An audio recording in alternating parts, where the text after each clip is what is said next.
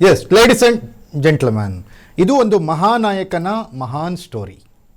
ಮಹಾನಾಯಕ ಯಾರಷ್ಟಕ್ಕೂ, ಆ ಮಹಾಶಯ ಮಾಡಿರುವ ಮಹಾ ಕೆಲಸ ಎಂಥದ್ದು? ಮಹಾನಾಯಕನ ಕೆಲಸಕ್ಕೆ ಸೋತ ಧೀಮಂತ ನಾಯಕ ಸಿದ್ದರಾಮಯ್ಯ ಮುಂದೆ ಮಾಡಿದ್ದೇನು? ಮತ್ತು ಮಹಾನ್ ನಾಟಕ ಮಾಡಿಕೊಂಡಂತಹ ಆ ಮಹನೀಯ ಮತ್ತು ಸಿದ್ದರಾಮಯ್ಯನವರ ಕ್ಯಾಂಪ್ ಸೇರಿದ್ದು ಹೇಗೆ? ಮಹಾನಾಯಕ ಚಾಮುಂಡೇಶ್ವರಿಯಲ್ಲಿ ಸಿದ್ದರಾಮಯ್ಯ ಸೋಲಿಗೆ ಕಾರಣವಾಗಿದ್ದು ಹೇಗೆ?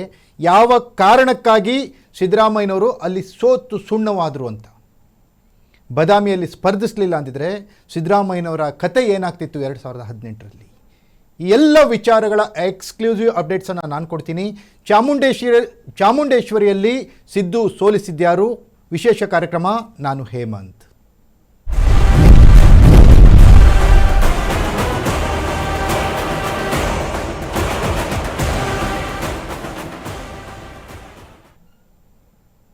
ಎಸ್ ವೀಕ್ಷಕರೇ, 2013ರಿಂದ 2018ರವರೆಗೂ ಟಗರು ಸಿದ್ದರಾಮಯ್ಯ ಮೊದಲನೇ ಅವಧಿಯ ಮುಖ್ಯಮಂತ್ರಿಯಾಗಿ 5 ವರ್ಷಗಳನ್ನು ಪೂರೈಸ್ತಾರಲ್ಲ, ಆ 5 ವರ್ಷಗಳ ಅಭಿವೃದ್ಧಿ, ಆ 5 ವರ್ಷಗಳ ಆಡಳಿತ ಸಿದ್ದರಾಮಯ್ಯನವರಿಗೆ ಒಳ್ಳೆಯ ಹೆಸರನ್ನೇ ತಂದುಕೊಟ್ಟಿತ್ತು. ಆದರೂ ಕೂಡ 2018ರಲ್ಲಿ 17 ಜನ ಸಚಿವರು ಕರ್ನಾಟಕದಾದ್ಯಂತ ಸೋಲ್ತಾರೆ. ಪರಿಣಾಮ ಸಮ್ಮಿಶ್ರ ಸರ್ಕಾರ, ಯಾರಿಗೂ ಬಹುಮತ ಬರಲ್ಲ. ನಂತರ BJP, ಕಾಂಗ್ರೆಸ್, JDS ಯಾರಿಗೂ ಬಹುಮತ ಸಿಗದೇ ಇದ್ದಾಗ ಕಾಂಗ್ರೆಸ್ JDSನ ಜೊತೆಗೆ ಸೇರಿ ಕುಮಾರಸ್ವಾಮಿಯವ್ರನ್ನ ಮುಖ್ಯಮಂತ್ರಿಯನ್ನಾಗಿ ಮಾಡಿ ಸಮ್ಮಿಶ್ರ ಸರ್ಕಾರವನ್ನು ರಚನೆ ಮಾಡುತ್ತೆ. 2018ರಲ್ಲಿ ಅತ್ಯುತ್ತಮ ಆಡಳಿತ ಕೊಟ್ಟಂತಹ ಸಿದ್ದರಾಮಯ್ಯನವರು ಕೂಡ ಚಾಮುಂಡೇಶ್ವರಿಯಲ್ಲಿ ಸೋಲ್ತಾರೆ. GT ದೇವೇಗೌಡರಲ್ಲಿ ಗೆಲ್ತಾರೆ. ಧೀಮಂತ ನಾಯಕ, ಅಹಿಂದ ನಾಯಕ ಸಿದ್ದರಾಮಯ್ಯನವ್ರನ್ನ ಸೋಲಿಸಿರುವ ಖ್ಯಾತಿಗೆ GT ದೇವೇಗೌಡರಲ್ಲಿ ಕಾರಣರಾಗ್ತಾರೆ, ಬಾಜಿನರಾಗ್ತಾರೆ ಆ ಪಟ್ಟಕ್ಕೆ.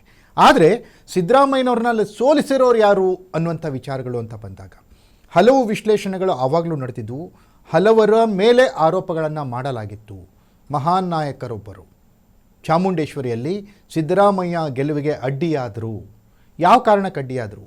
ಸಿದ್ದರಾಮಯ್ಯನವರ ಕೃಪಾ ಕಟಾಕ್ಷದಿಂದಲೇ ಬೆಳೆದು ಬಂದಂತಹ ಆ ನಾಯಕ ಚಾಮುಂಡೇಶ್ವರಿಯಲ್ಲಿ ಸಿದ್ದರಾಮಯ್ಯ ಸೋಲಿಗೆ ಕಾರಣವಾಗಿದ್ದು ಕೇವಲ ಹಣದಾಸೆಗೆ ಮಾತ್ರನ? ಅಲ್ಲಿ ಎಲೆಕ್ಷನ್ ಖರ್ಚಿಗೆ ಅಂತ ಕೊಟ್ಟಂಥ ಹಣವನ್ನು ಬಳಸದೆ, ಅಲ್ಲಿ ಕಾರ್ಯಕರ್ತರಿಗೆ, ಬೂತ್ಗಳಿಗೆ ಕೊಡದೆ ಸಿದ್ದರಾಮಯ್ಯನವರ ಸೋಲಿಗೆ ಕಾರಣರಾದ್ರ ಹಾಗಾದರೆ ಆ ಮಹಾನಾಯಕ? ಅಷ್ಟಕ್ಕೂ ಯಾರು ಮಹಾನಾಯಕ, ಮಹಾಶಯ? ಈ ಮಹಾ ಅಂತ ಹೆಸರುಗಳು ಯಾಕೆ ಬರ್ತಿದ್ದಾವೋ ಗೊತ್ತಾಗ್ತಾ ಇಲ್ಲ. ಎಸ್, ಈ ಎಲ್ಲ ಆರೋಪಗಳು ಒಬ್ಬ ಮೈಸೂರು ಸೀಮೆಯ ಮತ್ತೊಬ್ಬ ನಾಯಕನ ಮೇಲೆ ಬೆರಳುಗಳನ್ನು ತೋರಿಸ್ತಾ ಇವೆ. ಗುರುತರವಾದ ಆರೋಪಗಳಿಗೆ ತುತ್ತಾಗ್ತಿರೋದು ಮತ್ತಾರೂ ಅಲ್ಲ, ಈಗಿನ ಮಾಜಿ ಸಚಿವರು, ಈಗ ಸಂಪುಟ ಸೇರಲಿಕ್ಕೆ ಮತ್ತೆ ಸರ್ಕಸ್ ಮಾಡ್ತಾ ಇರುವಂತಹ, ಮತ್ತೆ ಸಿದ್ದರಾಮಯ್ಯ ಟ್ರಂಪ್ ಕಾರ್ಡನ್ನು ಯೂಸ್ ಮಾಡ್ತಿರುವಂತಹ HC ಮಹದೇವಪ್ಪನವರು. HC ಮಹದೇವಪ್ಪನವರ ವಿರುದ್ಧ ಈ ರೀತಿಯ ಆರೋಪಗಳು ತುಂಬ ಕೇಳಿ ಬರ್ತಾ ಇದ್ವು. ಹೌದು, ಯಾಕೆ 2018ರಲ್ಲಿ ಕಾಂಗ್ರೆಸ್ ಮೈಸೂರು ಸೀಮೆಯಲ್ಲಿ ಹೀನಾಯವಾಗಿ ಸೋಲ್ತು ಅನ್ನುವಂಥದ್ದು. ಮೈಸೂರು ಚಾಮರಾಜನಗರ ಜಿಲ್ಲೆಯ ಉಸ್ತುವಾರಿಯನ್ನು ವಹಿಸಿದ್ದಂತಹ HC ಮಹದೇವಪ್ಪನವರು ಸರಿಯಾಗಿ ಅಲ್ಲಿ ಕೆಲಸವನ್ನು ನಿರ್ವಹಣೆ ಮಾಡಲಿಲ್ಲ. ಚುನಾವಣಾ ಸಂದರ್ಭದಲ್ಲಿ ಅಗತ್ಯ ಸಂಪನ್ಮೂಲಗಳನ್ನು ಒದಗಿಸಲಿಲ್ಲ. ಕ್ರೋಢೀಕರಣ ಆಗಿತ್ತು, ಯಾರ್ಯಾರಿಂದ ಎಷ್ಟೆಷ್ಟು ಏನೇನು ಅನ್ನೋದು ಕ್ರೋಢೀಕರಣ ಆದರೂ ಕೂಡ ಅದನ್ನು ಬಳಕೆ ಮಾಡಲಿಲ್ಲ. ಈ ರೀತಿಯ ಮಾತುಗಳು ಚಾಮರಾಜನಗರ, ಮೈಸೂರು ಜಿಲ್ಲೆಯಾದ್ಯಂತ ಎಲ್ಲ ಕ್ಷೇತ್ರಗಳಲ್ಲೂ ಕೂಡ, ಎಲ್ಲ ಕ್ಷೇತ್ರಗಳ ಕಾಂಗ್ರೆಸ್ ಅಭ್ಯರ್ಥಿಗಳು ಕೂಡ HC ಮಹದೇವಪ್ಪನವ್ರನ್ನ ದೂರ್ತಾ ಇದ್ದರು. ಅವರಿಂದನೇ ಸೋಲಿಕ್ಕೆ ಕಾರಣ ಆಯಿತು ಮೈಸೂರು ಮತ್ತು ಚಾಮರಾಜನಗರ ಜಿಲ್ಲೆಯಲ್ಲಿ ಅನ್ನುವಂಥದ್ದು. ಈ ಮಾತುಗಳು, ಈ ಆರೋಪಗಳು ಚಾಮುಂಡೇಶ್ವರಿ ಕ್ಷೇತ್ರವನ್ನು ಕೂಡ ಹೊರತಾಗಿರಲಿಲ್ಲ. ಚಾಮುಂಡೇಶ್ವರಿ ಕ್ಷೇತ್ರದಲ್ಲೂ ಸಿದ್ದರಾಮಯ್ಯನವರು ಹೀನಾಯವಾಗಿ ಸೋಲ್ತಾರೆ. ಯಾಕೆ ಸೋತರು ಹಾಗಾದರೆ ಸಿದ್ದರಾಮಯ್ಯ?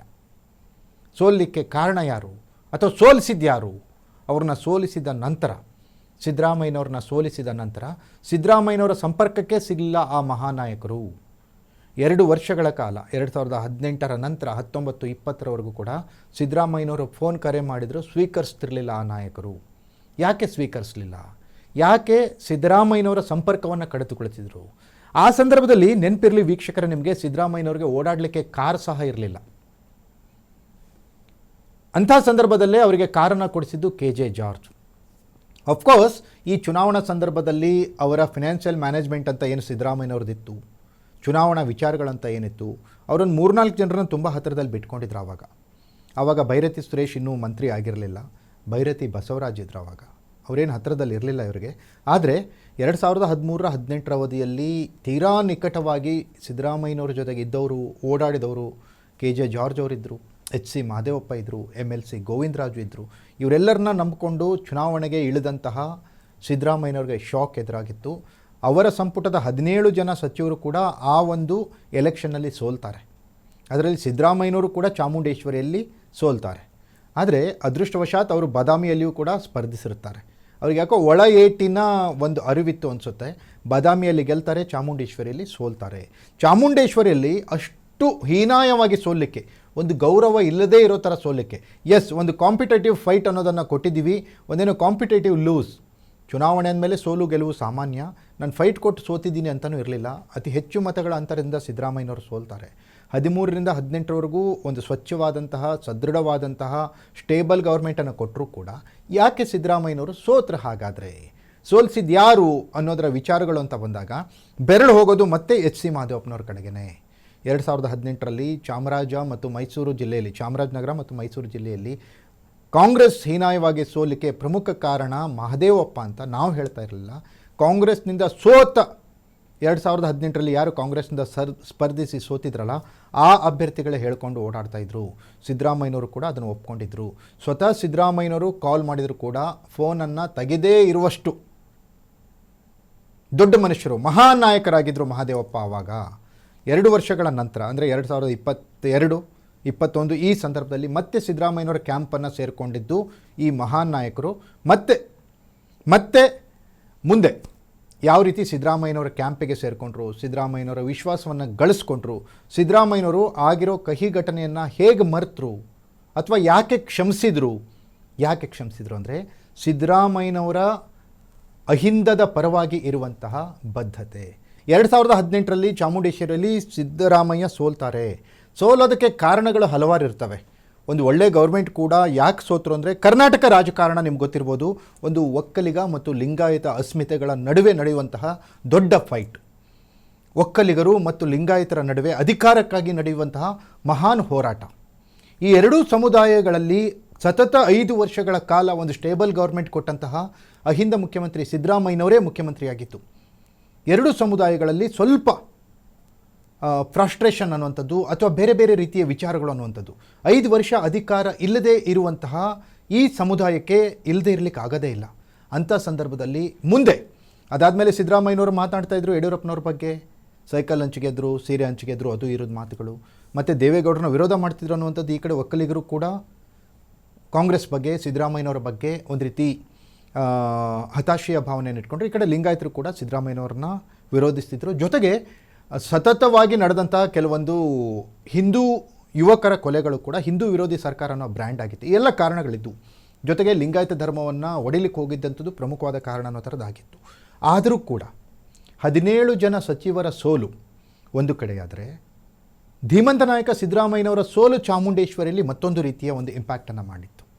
ಚಾಮುಂಡೇಶ್ವರಿಯಲ್ಲಿ ಸಿದ್ದರಾಮಯ್ಯರನ್ನ ಸೋಲಿಸಲೇಬೇಕಂತ ಸ್ವತಃ ಕಾಂಗ್ರೆಸ್ಸಿಗರೇ ಟೊಂಕ ಕಟ್ಟಿ ನಿಂತಿದ್ದರು ಅನ್ನುವಂಥದ್ದು ಆರೋಪಗಳು ಆವಾಗಿಂದನೂ ಕೇಳಿಬರ್ತಾಯಿದ್ದಾವೆ. ಅಫ್ಕೋರ್ಸ್ 2013ರಲ್ಲಿ ಕೂಡ ಡಾಕ್ಟರ್ ಪರಮೇಶ್ವರ್ ಕೊರಟಗೆರೆಯಲ್ಲಿ ಯಾಕೆ ಸೋಲ್ತಾರೆ, ಅವರನ್ನು ಸೋಲಿಸಿರೋ ಕಾಂಗ್ರೆಸ್ಸಿಗರು ಯಾರು ಅನ್ನೋದು ಕೂಡ ಬಹಳ ಪ್ರಮುಖವಾದಂಥ ಪ್ರಶ್ನೆ ಇಲ್ಲಿ.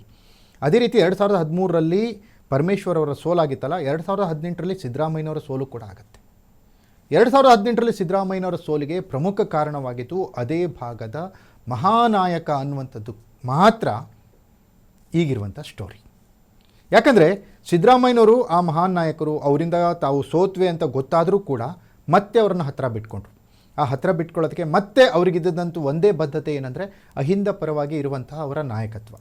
ಅಹಿಂದ ಸಮುದಾಯಗಳಿಗೆ ಏನಾದರೂ ಒಂದು ಒಳ್ಳೆಯದಾಗಲಿ ಅನ್ನುವಂಥ ಸಿದ್ದರಾಮಯ್ಯನವರ ಒಂದು ತತ್ವ ಸಿದ್ಧಾಂತದ ಬದ್ಧತೆ. ಆ ಆಧಾರದಲ್ಲಿ ಸಿದ್ದರಾಮಯ್ಯ ಕ್ಯಾಂಪನ್ನು ಸೇರಿಕೊಂಡಂಥ HC ಮಹದೇವಪ್ಪನವರು ಮತ್ತೆ 2023ರಲ್ಲಿ ಸಿದ್ದರಾಮಯ್ಯನವರನ್ನು ಮನವೊಲಿಸಿ ಸಿದ್ದರಾಮಯ್ಯನವರು ಹೈಕಮಾಂಡ್ಗೆ ಕನ್ವೆ ಮಾಡಿ ಮತ್ತೆ ಇವರಿಗೆ ಸಮಾಜ ಕಲ್ಯಾಣ ಇಲಾಖೆ ಮಂತ್ರಿಯನ್ನಾಗಿ ಮಾಡ್ತಾರೆ. ದಲಿತ ಸಂಘಟನೆಗಳು ಕೂಡ HC ಮಹದೇವಪ್ಪನವರ ವಿರುದ್ಧ ಹಲವು ರೀತಿಯ ಪ್ರತಿಭಟನೆಗಳನ್ನು ಮಾಡಿದ್ದಾವೆ. ಮೀಸಲಾತಿ ಅಂದರೆ ಎಡಗೈ ಮತ್ತು ಬಲಗೈ ವಿಚಾರಗಳಲ್ಲಿ ತೆಗೆದುಕೊಂಡಂಥ ನಿಲುವು HC ಮಹದೇವಪ್ಪನವರು, ಆ ಸಮಸ್ಯೆಯನ್ನು ಬಗೆಹರಿಸಲಿಕ್ಕೆ ಅವರು ಆ ಎಡಗೈ ದಲಿತ ಸಮುದಾಯವನ್ನು ಬಳಸಿಕೊಂಡಂಥದ್ದು, ಆಮೇಲೆ ಅವ್ರನ್ನ ಒಂದು ರೀತಿ ರೇಗಿಸುವಂಥದ್ದು, ಆಮೇಲೆ ಬೇರೆ ಬೇರೆ ದಲಿತ ಸಮುದಾಯಗಳಿಗೆ ಆಗಿರುವಂತಹ ಕೆಲವು ಅನ್ಯಾಯಗಳನ್ನು. ಅದನ್ನು ಬೇರೆ ಬೇರೆ ನಾಯಕರು ಕೂಡ ಮಾತಾಡಿದ್ದಾರೆ. ಎಚ್ ವಿಶ್ವನಾಥ್ ಮಾತಾಡಿದ್ದಾರೆ, ಚಲವಾದಿ ನಾರಾಯಣಸ್ವಾಮಿ ಅವರು ಮಾತಾಡಿದ್ದಾರೆ. ಇನ್ನುಳಿದ ದಲಿತ ನಾಯಕರಿಗೆ ಯಾವ ರೀತಿಯ ಅನ್ಯಾಯ ಆಗ್ತಾ ಇದೆ ಈ ಮೀಸಲಾತಿ ವಿಚಾರ ಅನ್ನುವಂಥದ್ದು ಕೂಡ. ಇದನ್ನು ಬಗೆಹರಿಸಲಿ ಗೊಂದಲವನ್ನು ಉಂಟು ಮಾಡಿದ್ದು ಇದೇ ಮಹದೇವಪ್ಪ. ನಂತರ ಸಿದ್ದರಾಮಯ್ಯನವರ ಒಂದು ಸಮಯ ಪ್ರಜ್ಞೆಯಿಂದ ಅದು ಕೂಡ ಸಿದ್ದರಾಮಯ್ಯನವರು ರಾಜೀನಾಮೆ ಕೊಡುವ ಕೆಲವು ದಿನಗಳ ಮೊದಲಿನ ಸಚಿವ ಸಂಪುಟ ಸಭೆಯಲ್ಲಿ ಅದನ್ನ ಕ್ಲಿಯರ್ ಮಾಡಿದರು. ಅದಾದಮೇಲೆ ಈ ಮಹದೇವಪ್ಪನವರ ವಿರುದ್ಧ ಅನೇಕ ದಲಿತ ಸಂಘಟನೆಗಳೇ ಹೋರಾಟಕ್ಕಿಳಿದು ಬೀದಿಗಳಲ್ಲಿ ಹೋರಾಟ ಮಾಡಿದರು.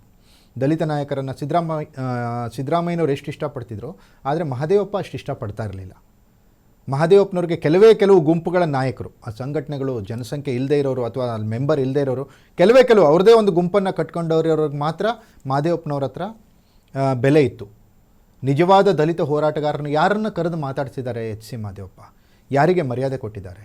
ಅವರು ನಿಂತರೆ 5 ಮೀಟರ್ಗಳಷ್ಟು ದೂರ ನಿಲ್ಲಿಸಿ ಮಾತಾಡುವಂತಹ ಒಂದು ದುರಹಂಕಾರದ ವ್ಯಕ್ತಿತ್ವ ಎಚ್ ಸಿ ಮಹದೇವಪ್ಪನವ್ರದ್ದಾಗಿತ್ತು. ದಲಿತರಿಗೂ ಕೂಡ ದಲಿತರನ್ನ ಉದ್ಧಾರ ಮಾಡ್ತೀನಿ ಅಂತ ಬಂದಂಥ ಈ ದಲಿತ ನಾಯಕ ಮಹದೇವಪ್ಪನವರಿಗೆ ದಲಿತರಿಂದ ಎಷ್ಟು ಮನ್ನಣೆ ಸಿಗಬೇಕಿತ್ತು ಸಿಕ್ಕಿದೆ. ಆದರೆ ದಲಿತರಿಗೆ ಮಾಡಬೇಕಾದಂತಹ ಕೆಲಸವನ್ನು ಎಚ್ ಸಿ ಮಹದೇವಪ್ಪ ಯಾವ ರೀತಿ ಮಾಡಿದ್ದಾರೆ ಅನ್ನೋದನ್ನು ಏನಾದರೂ ಅವರು ಒಂದು ಸಾಧನೆಯ ಒಂದು ಕೈಪಿಡಿನ ಅಥವಾ ಏನೋ ಒಂದು ಬಿಡುಗಡೆ ಮಾಡ್ತಾರ ನೋಡಬೇಕಿದೆ. ಅದಲ್ಲದೆ 25,000 ಕೋಟಿಯಷ್ಟು ಅತಿ ಹೆಚ್ಚಿನ ಅನುದಾನವನ್ನು ಈ 3 ವರ್ಷಗಳಲ್ಲಿ ಸಿದ್ದರಾಮಯ್ಯನವರ ಸರ್ಕಾರದಲ್ಲಿ ದಲಿತರ ಹಣವನ್ನು ಬೇರೆ ಬೇರೆ ಉದ್ದೇಶಗಳಿಗಾಗಿ ಬಳಕೆ ಮಾಡಲಾಗಿದೆ. ಇದ್ರ ಬಗ್ಗೆ ಒಂದೇ ಒಂದು ಚಕಾರ ಎತ್ತಿಲ್ಲ ಈ ಮಹದೇವಪ್ಪ. ಇದೇನಾ ದಲಿತರ ಅಸ್ಮಿತೆಯ ಪರವಾಗಿರುವಂಥ ಮಹದೇವಪ್ಪನವರ ಕಾರ್ಯಶೈಲಿ? ಇದೇನಾ ದಲಿತರ ಅಭಿವೃದ್ಧಿ ಮಾಡಬೇಕಾದಂಥ ಮಹದೇವಪ್ಪನವರು ಯಾವ ರೀತಿಯ ಹೋರಾಟವನ್ನು ರೂಢಿಸ್ಕೊಳ್ಬೇಕು ಅನ್ನುವಂತಹ ಒಂದು ಕಾರ್ಯಸೂಚಕ? ಇದೇನಾ ದಲಿತರ ಬಗ್ಗೆ ಮಹದೇವಪ್ಪನವರಿಗೆ ಇರುವಂತಹ ಬದ್ಧತೆ? ಇದೇನಾ ದಲಿತರ ಏಳಿಗೆಗೆ ಮಹದೇವಪ್ಪನವರು ಶ್ರಮಿಸ್ತಾ ಇರುವಂಥ ರೀತಿ? 25,000 ಕೋಟಿ ದಲಿತರ ಅಭಿವೃದ್ಧಿಗೆ ಇರುವಂಥ ಹಣ ಬೇರೆ ಬೇರೆ ಕಾರಣಗಳಿಗಾಗಿ, ಗ್ಯಾರಂಟಿಗಳಿಗಾಗಿ, ಬೇರೆ ಬೇರೆ ಯೋಜನೆಗಳಿಗೆ ವಿನಿಯೋಜನೆ ಆದಾಗ ಯಾವುದೇ ಮಾತಾಡದೆ ತುಟಿ ಪಿಟಕ್ಕನ್ನದೇ ಅದನ್ನು ಒಪ್ಪಿಕೊಂಡಂತಹ ದಲಿತ ನಾಯಕ ಈ ಮಹದೇವಪ್ಪನವರು. ಈಗ ಮಹದೇವಪ್ಪನವರ ವಿರುದ್ಧ ಆಕ್ರೋಶಗಳು ಕೇಳಿ ಬರ್ತಾ ಇದ್ದಾವೆ. ಸಿದ್ದರಾಮಯ್ಯನವರು ಕೂಡ ಈಗ ಮಹದೇವಪ್ಪನವ್ರನ್ನ ದೂರ ಇಟ್ಟಿದ್ದಾರೆ. ಐ ಕಾಂಟ್ ಹೆಲ್ಪ್ ಅನ್ನುವಂಥದ್ದನ್ನು ಹೇಳಿದ್ದಾರೆ. ಅದಲ್ಲದೆ ಹೈಕಮಾಂಡ್ಗೆ ಮಹದೇವಪ್ಪನವರ ಎಲ್ಲ ಕಲ್ಯಾಣ ಗುಣಗಳು ಗೊತ್ತಾಗಿದ್ದಾವೆ. ಅವರು ಇಲಾಖೆಯನ್ನು ಯಾವ ರೀತಿ ನಡೆಸ್ಕೊಳ್ತಾರೆ, ಅವರ ಸಂಬಂಧಿಕರಿಗೆ ಯಾವ ರೀತಿ ಇಲಾಖೆಯನ್ನು ಬಿಟ್ಟುಕೊಟ್ಬಿಡ್ತಾರೆ, ಅವ್ರ ಸಂಬಂಧಿಕರು ಯಾವ ರೀತಿ ವಸೂಲಿ ಮಾಡ್ತಾರೆ, ವಸೂಲಿ ಮಾಡೋಕ್ಕಾಗೆ ಒಬ್ಬರನ್ನ ಸಂಬಂಧಿಕರನ್ನ ಯಾವ ರೀತಿ ಬಿಟ್ಟಿದ್ದಾರೆ ಇವರು, ಆತ ಅಧಿಕಾರಿಗಳಿಗೆ ಕೊಡ್ತಾ ಇರುವಂಥ ಟಾರ್ಚರ್ಗಳು, ಇವೆಲ್ಲವೂ ಕೂಡ ಹೈಕಮಾಂಡ್ ಗಮನಕ್ಕೆ ಹೋಗಿ ಮಹದೇವಪ್ಪನವ್ರನ್ನ ದೂರ ಇಡಿ ಅಂತ ಸ್ವತಃ ಸಿದ್ದರಾಮಯ್ಯನವ್ರಿಗೆ ಹೇಳಿದ್ದಾರೆ. ಈಗ ಸಿದ್ದರಾಮಯ್ಯನವ್ರಿಗೆ ಎಲ್ಲ ರೀಕಾಲ್ ಆಗ್ತಾ ಇದೆ. 2013ರಲ್ಲಿ ಏನಾಯಿತು, 2018ರಲ್ಲಿ ಯಾಕೆ ಸೋತರು ಸಿದ್ದರಾಮಯ್ಯ, ಸೋಲಿಸಿದ್ಯಾರು, 2018ರಲ್ಲಿ ಯಾರ ಹತ್ರ ಎಲ್ಲ ಸಂಪನ್ಮೂಲ ಇತ್ತು, ಅದನ್ನು ಯಾರು ಸದ್ಬಳಕೆ ಮಾಡಲಿಲ್ಲ, ಚುನಾವಣೆಗೆ ಯಾಕೆ ಖರ್ಚು ಮಾಡಲಿಲ್ಲ, ಯಾಕೆ ಸಿದ್ದರಾಮಯ್ಯನವ್ರಿಗೆ 2018ರಲ್ಲಿ ಕೆಟ್ಟ ಹೆಸರು ಬಂತು, ಎಲ್ಲವೂ ಕೂಡ ಈಗ ರಿಕಾಲ್ ಆಗ್ತಾ ಇದೆ. ಸಿದ್ದರಾಮಯ್ಯನವರು ಅವರ ಆಪ್ತೇಷ್ಟರ ಬಳಿಯಲ್ಲಿ ಎಲ್ಲ ವಿಚಾರಗಳನ್ನು ಹಂಚಿಕೊಳ್ತಾ ಇದ್ದಾರೆ. ತಾನು ಬೆಳೆಸಿರೋ ನಾಯಕರು ತಮಗೆ ಯಾವ್ಯಾವ ರೀತಿ ಮೋಸ ಮಾಡಿದ್ರು ಅನ್ನೋದನ್ನು ಸಿದ್ದರಾಮಯ್ಯನವರು ಹಂಚಿಕೊಳ್ತಾ ಇದ್ದಾರೆ. ಈ ಮಹಾನಾಯಕ ಮಹಾ ಮೋಸ ಮಾಡಿರುವಂಥ ಮಹಾ ಸ್ಟೋರಿಯನ್ನು ಇವತ್ತು ನಿಮ್ಮೆದುರಿಗೆ ಇಡ್ತಾ ಇದ್ದೀವಿ. ಇದಾಗಿತ್ತು ಎಕ್ಸ್ಕ್ಲೂಸಿವ್ ಅಪ್ಡೇಟ್ಸ್. ನೆಲ ಜಲ ಭಾಷೆಗಾಗಿ ನೋಡ್ತಾ ಇರಿ ಫೋಕಸ್ ಟಿವಿ.